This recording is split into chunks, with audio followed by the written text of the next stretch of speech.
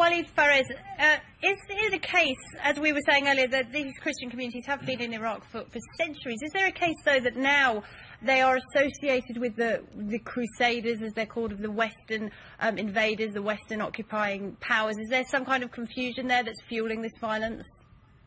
That's exactly what the jihadi propaganda is all about. What they tell their own people, let alone, uninformed people in the West, that we are dealing with the remnants of the Crusades.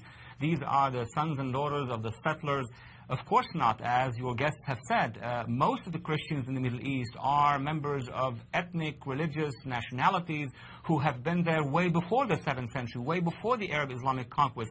But today, the real guarantee is that within the majority of Muslims and Arabs, there is a strong component that would form an alliance with these minorities, and that component should be looking for democracy, and both would be isolated the extreme elements. So that's why it goes back to the ability of governments in Iraq in this case, but also in Egypt, I would say even in Algeria and other spots, to be able to bring together a national unity against the jihadists and not watch what's happening and saying, well, that's the fault of the terrorists. They should do more in terms of protecting the minorities and all the civilians in their society. Walid Phares, do you think there is a kind of a misconception in the West that these countries are, they're Arab nations, therefore they are Muslim nations, and Christians have no business being there in the first place? Of course, Laura. On the other hand, we see that there is an imbalance in Western international policies with regard to the principle, as the bishop said, of protecting minorities, of protecting anybody who is persecuted in the Middle East, in the Arab world, in the Muslim world. And we could see that very clearly since the 90s. While in the 90s, we intervened, the international community, twice in Yugoslavia to defend and protect and stop the ethnic cleansing against Muslim communities who have been, butchered and persecuted. At the same time, there were ethnic cleansing of Christians happening in Sudan. The Christians of Lebanon were under tremendous pressure. And Egypt, that has 15 million Copts or so, that population is 3 times the size of the entire Palestinian or Israeli population combined, and yet there is no international envoys that go and check on the status of the Copts in Egypt. So there is an imbalance which is based, as you said, Laura, on either disinformation or less education by the public. People in the West do not know about the reality of these Middle Eastern Christians. Walid Phares, that education can play a key point.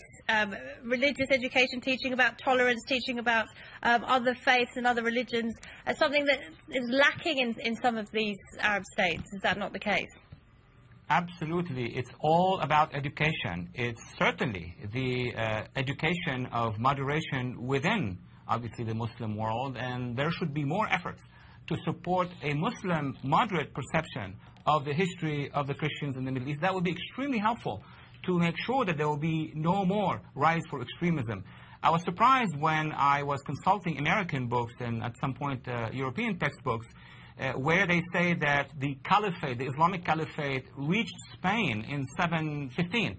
And the question, how did they reach Spain? Who was there before in North Africa? The Berbers, the Kabyles, the Copts in Egypt. So there should be an education in the Arab world in the same way we have it here in the West, saying, yes, there were people before those native populations. I mean, people know that there were Indians in America before the Europeans settled. In the Arab world, unfortunately, in the classroom, they do not perceive the Copts, the Assyrians, the Aramaic, the Maronites as legitimate native population that preceded. Let's begin with education first.